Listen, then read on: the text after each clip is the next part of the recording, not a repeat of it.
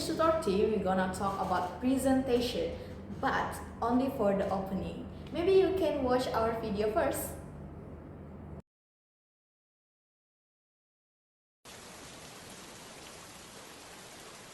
Hello everyone, welcome to Public Speaking.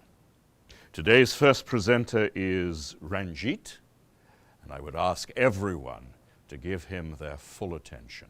Chantal, could you dim the lights, please?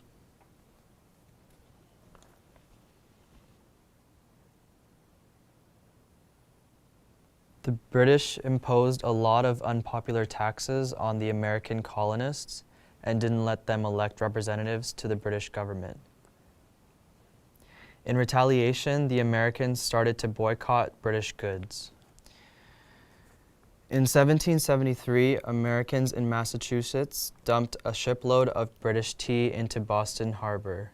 This became known as the Boston Tea Party.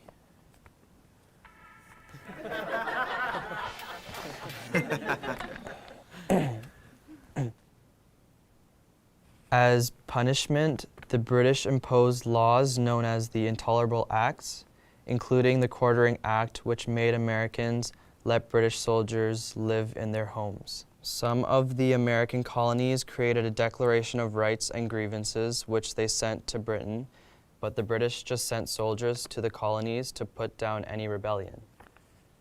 This led to the first battles of the Revolution at Lexington and Concord. Thank you, Ranjit. I know it's very hard to give a presentation in front of the entire class. Now, would anyone like to offer Ranjit constructive feedback about his presentation? Any tips for what he might do differently next time? For example, were you all able to hear what Ranjit was saying? Not really. He needs to speak louder and face the audience. Yes. Great suggestion. Anyone else?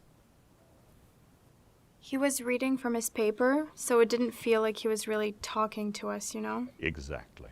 It's important when you're speaking to look up every sentence or two and make eye contact with someone in the audience. Anything else that Ranjit could do to appear more relaxed and feel more confident? He could smile more. Yes, smiling makes us feel relaxed.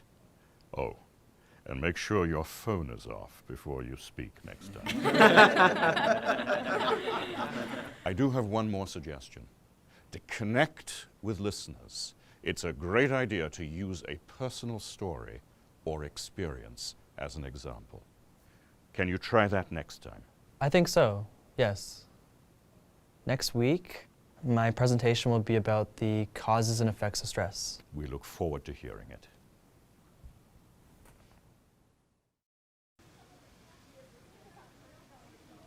Ranjit is first up again today, and I look forward to his new presentation. Jorge, could you dim the lights, please? Good morning. Today I'd like to talk about the causes and effects of stress and how to cope with stress. Stress has many causes, including work or school, life events, changes, or unrealistic expectations of yourself. Some effects of stress include headaches, trouble sleeping, depression, or lack of concentration. I know how hard it can be to deal with stress. Last year, I started working after school to save for college, but I didn't have time to do homework and my grades went down. I had trouble sleeping, I only ate junk food, and I stopped hanging out with my friends. Fortunately, I was able to talk with a school counselor to manage my stress. She suggested that I reduce my hours at my job, eat healthy foods, and get some exercise. So I literally started walking home from school and bringing my lunch. I also asked my teachers for extra help. Now, I feel better. It's important to recognize when you're stressed and to ask for help. Thank you.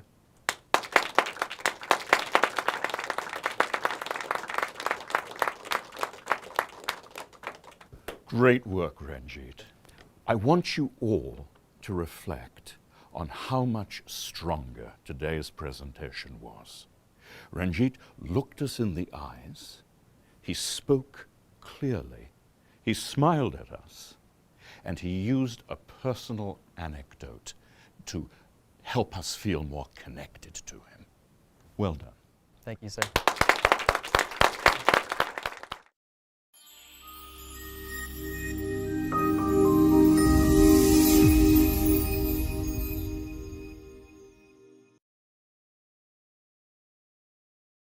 Okay, now we can learn how to introduce yourself and your topic, but we can divide it into two, which is formal and informal. For the formal introduction, you can say, "Good morning everyone," and for those who don't know me, my name is Alia and I work in the marketing department. Also, you can say, "Hello everybody." Before we begin, let me introduce myself briefly. I'm Alia and I'm the head of the HR team. Also, for the informal introduction, you can say, "Hi guys." If you don't know me, I'm Alia and I work in digital marketing. Also, you can say, "Hello. I see some new faces here." So I'll introduce myself first. I'm Julia and I'm one of our customer service team. Alright, now you can introduce your topic. There are two ways, which is the simpler one and the complex one. Let me go through with the simpler one. Okay, now, today I'm going to be talking about our new HR policies and how they affect you. The second, I would like to talk to you today about quality control and why we are all responsible for quality control, whichever department you work in. Now we move on to the complex way to introduce your topic, which we will add the simpler one and add more complex way to explain your topic.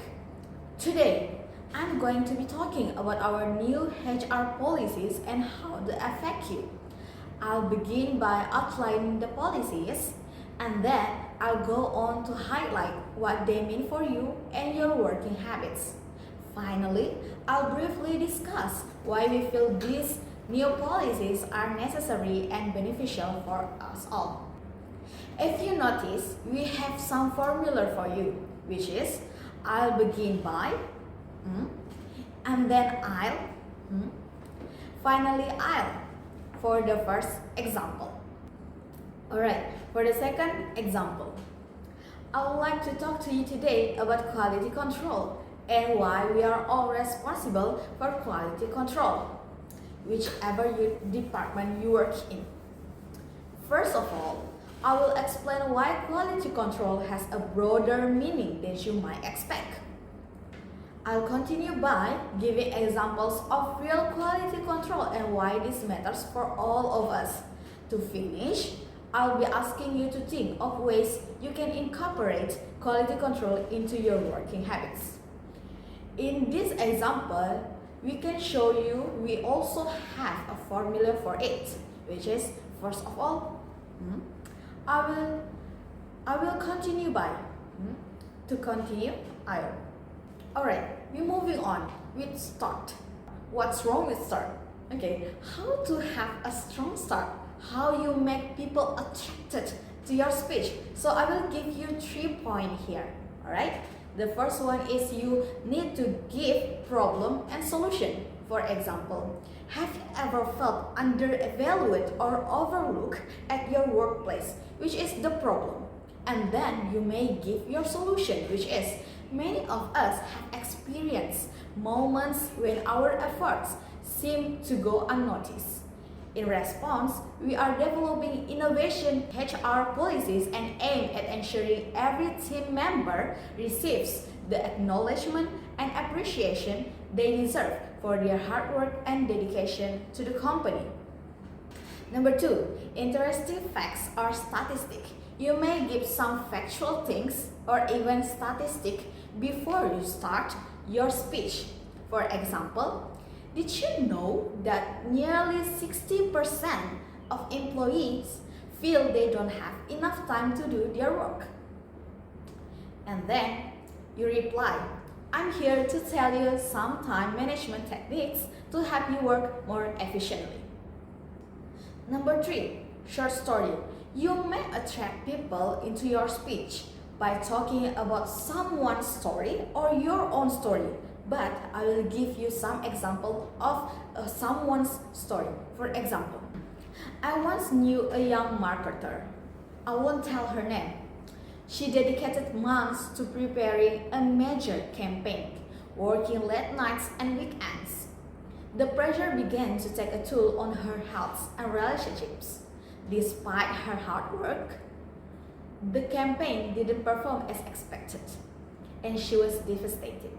Today, I want to discuss the importance of balance and self-care in our professional lives and how maintaining these can actually enhance our performance and results.